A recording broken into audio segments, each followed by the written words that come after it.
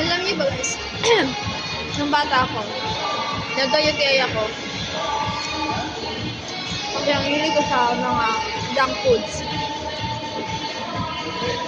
Kailangan kasi kung kumakain ka nito, parisan naman ang tubig, hindi soft drinks. Okay lang naman kasi hindi masyadong marami.